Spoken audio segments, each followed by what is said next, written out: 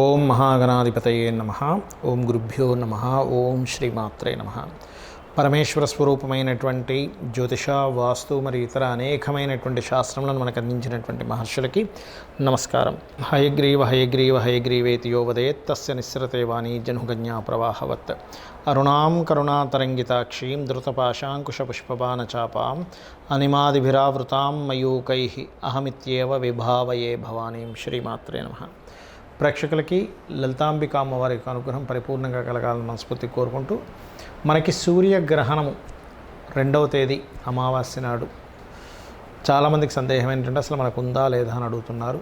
మనకి ఇండియాలో లేదు, ఇది గుర్తుపెట్టుకోండి. దీని గురించి ఏమీ భయపడాల్సిన పని లేదు. దీని టైమింగ్స్ వచ్చేసి రాత్రి 9:15 నుంచి 3 గంటల ప్రాంతం వరకు ఉంది. అంటే మనకి రాత్రిపూట సూర్యగ్రహణం వస్తే మనకు లేదు, అర్థం చేసుకోండి. గ్రహణం అనగానే భయపడకండి. మహర్షి చెప్పినటువంటి కాన్సెప్ట్ ఏంటంటే, గ్రహణం అంటే భయపడడానికి కాదు, గ్రహణం జపం చేసుకునే సమయం. మన పాపకర్మలు తగ్గించుకోవడానికి, మనం పుణ్యం పెంచుకోవడానికి, దేవతా అనుగ్రహం పొందడానికి సమయం అని అర్థం చేసుకోండి. మరి ఎక్కడుందండి? అమెరికన్ కంట్రీస్ సైడ్ ఉంది సూర్యగ్రహణం, గుర్తుపెట్టుకోండి.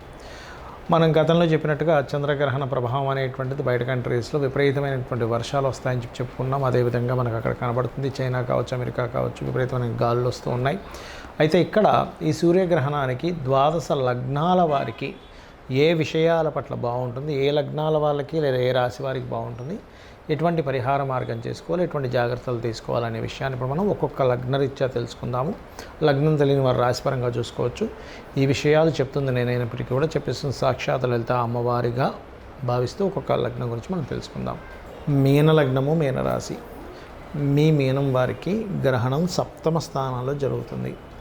మీనం వారు గ్రహణ సమయంలో గుర్తుపెట్టుకొని, ఇండియాలో లేదు, ఏమి టెన్షన్ పెట్టుకోకండి, ఇండియాలో ఉందేమో అని. బయట కంట్రీస్లో ఉంటుంది. మీరు ఒకవేళ బయట కంట్రీస్లో ఉంటే మాత్రం దీని ప్రభావం ఉంటుంది. మేము ఇండియన్స్ కదండి, ఇండియాలో లేదు కదండి అనకండి. బయట ఉంటే బయట కంట్రీ అంటే అమెరికన్ కంట్రీస్లో ఉంటే దీని ప్రభావం ఉంది. ఏ విషయాల్లో ప్రభావం ఉంది? 40 రోజుల పాటు మీరు బిజినెస్ డీల్స్, ఒక బిజినెస్ పెట్టి దాన్ని ఒక వ్యక్తిని పార్ట్నర్షిప్గా తీసుకునేటువంటి అంశాలు, వివాహ నిర్ణయాలు. అంటే ఒక్కోసారి చూడండి, తొందరపడి చాలా సంబంధాలు చూసేసి అబ్బాయి ఏదో ఒకటి కానివ్వండి అంటాం. గ్రహణం 7వ స్థానంలో పట్టింది కాబట్టి ఏమవుద్ది, మీకు ఆ గ్రహణ ప్రభావం పట్టి, అది పురుషుడు కావచ్చు, స్త్రీ కావచ్చు, వచ్చిన వ్యక్తితో గ్రహణం పట్టినట్టుగా ఉంటుంది మీ పరిస్థితి.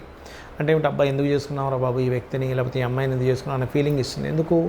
గ్రహణం బట్టి 40 రోజులు కంప్లీట్ అవ్వలేదు కదా, దాని ప్రభావం అలాంటి వ్యక్తిని తీసుకొచ్చి పెడుతుంది. అంటే ఆ వ్యక్తి మంచి వ్యక్తి అవ్వచ్చు, కానీ మీకు సెట్ అవ్వదు ఆ వ్యక్తి. అది పురుషుడు కావచ్చు, స్త్రీ కావచ్చు, ఇది గుర్తుపెట్టుకోండి. అలాగే సామాజికంగా జరిగేటువంటి కొన్ని విషయాల్లో మీరు ఇన్వాల్వ్ అవ్వడం వల్ల కూడా ఇబ్బంది వస్తుంది. ఎప్పుడైనా సప్తమి సమాజం, కొంచెం నడువు నొప్పి ఉన్నటువంటి వారు కొంత జాగ్రత్త పడాలి. మీన లగ్నం వారు బ్యాక్ పెయిన్స్, వెన్ను నొప్పి, వీళ్ళు కొంత జాగ్రత్త పడాలి. అదేవిధంగా జీవిత భాగస్వామి ఆరోగ్య విషయంలో కూడా జాగ్రత్తగా ఉండాలి. మరి ఏం చేయాలంటే, జీవిత భాగస్వామి అనారోగ్యం ఆల్రెడీ ఉందండి, మళ్ళీ గ్రహణం అంటున్నారంటే ఏమి టెన్షన్ పడకండి. మీరు అమ్మవారి యొక్క నామాల్లో మీ జీవిత భాగస్వామిని గ్రహణ సమయంలో ఓం సర్వవ్యాధి ప్రశమని సర్వమృత్యు నివారిణి అగ్రగణ్య అచింత్య రూప కలికల్మషనాశిని నమః అని చేసుకోమనండి. అన్ని విధాలా బాగుంటుంది. అలాగే మీరు చేయవలసినటువంటిది ఏమిటి అంటే, అమ్మవారి యొక్క ఆరాధన, దుర్గా ఆరాధన. ఎందుకంటే సహజంగానే లగ్నంలో రాహు ఇప్పుడు సంచరించేటప్పుడు ఏమవుతుందంటే, జరగని విషయాలు ఏదో జరుగుతుందేమో అని ఒక భయాన్ని క్రియేట్ చేస్తూ ఉంటుంది గ్రహణం. కాబట్టి గ్రహణం అనే కాదు, మామూలుగా ఈ రాబోయే ఇంకో 9 నెలల వరకు ఏదో జరుగుతుందేమో, అమ్మో జాగ్రత్తగా ఉండాలి, అలర్ట్గా ఉండాలని ఆలోచన పెంచుతూ ఉంటుంది. దాని నుంచి మీరు బయటపడాలంటే ఓం దుమ్ దుర్గాయ నమః అనే నామస్మరణ చేయండి. లగ్న సప్తమాల్లో చంద్ర రవి గ్రహణాలు పడుతున్నాయి కాబట్టి మీరు ప్రత్యేకంగా జాగ్రత్త పడవలసింది పార్ట్నర్షిప్స్, వివాహ సంబంధించిన విషయాలు మాత్రమే గుర్తుపెట్టుకోండి. రాజరాజేశ్వరి అమ్మవారి యొక్క నామస్మరణ ఓం రాజరాజేశ్వరి దేవయ్యై నమః అనుకోవచ్చు గ్రహణ సమయంలో. అదేవిధంగా గ్రహణం తర్వాత ఏ దానాలు ఇవ్వాలి? ముఖ్యంగా గ్రహణం తర్వాత ఒక 40 రోజుల పాటు రవి, చంద్ర, రాహు, కేతు గ్రహాల దగ్గర దీపారాధన చేయండి. ఇవి చేయండి, ఖచ్చితంగా బాగుంటుంది. అమ్మవారి యొక్క నామస్మరణ, లలితా సహస్రనామాలు ఇవి చదవండి, అన్ని విధాలు బాగుంటుంది. గ్రహణం తర్వాత గ్రహణ దోషం ఉన్నటువంటి వారు ఏ దానాలు ఇవ్వాలి? గుర్తుపెట్టుకోండి, గోధుమలు 1 కేజీ, కేజీంబావు గోధుమలు, కేజీంబావు బియ్యము, మినుములు, ఉలవలు, ఈ 4 పదార్థాలు తీసుకోండి. అదేవిధంగా సూర్య ప్రతిమ, చంద్ర ప్రతిమ అని ఉంటాయి మనకి పూజా సామాగ్రి స్టోర్స్లో దొరుకుతుంది. అదేవిధంగా మీకు నాగపడిగ ప్లస్ దీంతోపాటు ఒక ఇత్తడి గిన్నె, చిన్న ఇత్తడి గిన్నె తీసుకొని దాంతో నెయ్యి కూడా, ఆవు నెయ్యి కూడా పెట్టి, స్వచ్ఛమైన ఆవు నెయ్యి పెట్టి వీటిని దానంగా ఇవ్వాలి. మరి ఎప్పుడు ఇవ్వాలి? గ్రహణం అయిపోయిన తర్వాత ఆ రోజైనా ఇవ్వచ్చు. అదేవిధంగా మనకి నెక్స్ట్ డే కూడా ఇవ్వచ్చు, ప్రాబ్లం ఏం లేదు. అయితే ఈ గ్రహణ ప్రభావం మాత్రం 40 రోజులు ఉంటుంది, గుర్తుపెట్టుకోండి. మరి ఇక్కడ చాలామందికి ఏమండి మనకి నాకు డేట్ ఆఫ్ బర్త్ లేదు, టైం లేదు, నాకు అసలు ఏ రాశో కూడా తెలియట్లేదు, అలాంటప్పుడు నేను ఇవ్వచ్చా అని అడుగుతూ ఉంటారు. ఖచ్చితంగా ఇవ్వచ్చు, దోషమేం లేదు. అదేవిధంగా ఏ రాశో కూడా తెలియనటువంటి వారు జాగ్రత్త తీసుకోవాల్సింది ఏమిటి అంటే, ముఖ్యంగా అప్పుల విషయంలో జాగ్రత్త పడాలి. సూర్యగ్రహణం న్యాచురల్ 6th హౌస్లో జరుగుతుంది కాబట్టి అనవసరంగా లిటికేషన్స్లో ఇరుక్కుంటాను అనుకునేటువంటి విషయాల్లో జాగ్రత్త పడాలి.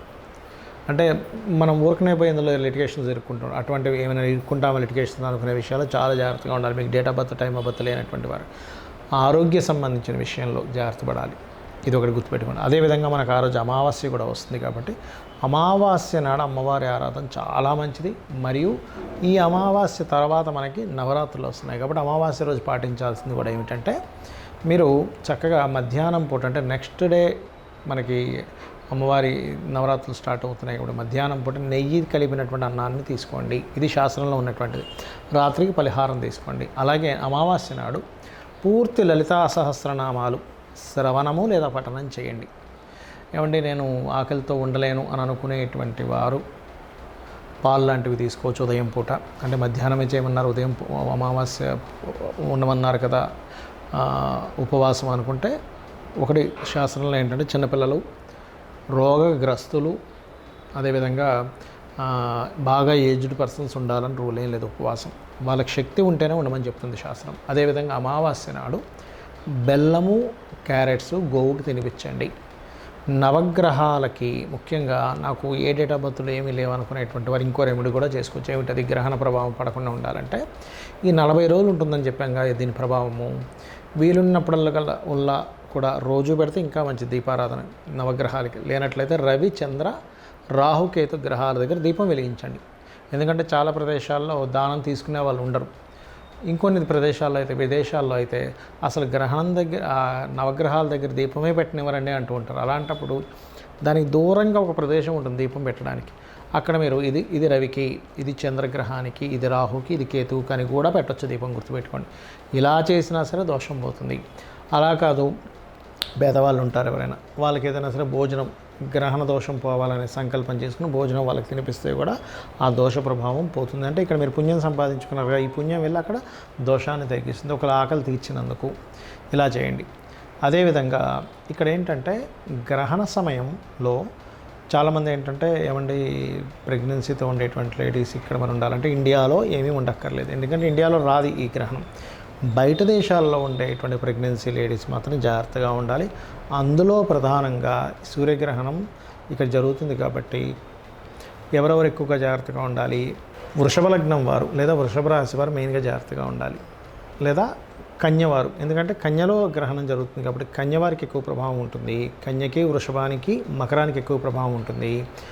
ఇంకొంచెం ప్రభావం సింహానికి, తులకి ఉంటుంది. కానీ మంచి మాత్రం మేషలగ్నానికి ఉంటుంది, మంచి కర్కాటకానికి ఉంటుంది, వృశ్చికానికి, ధనస్సుకి మంచి ప్రభావం ఉంటుంది సూర్యగ్రహణం.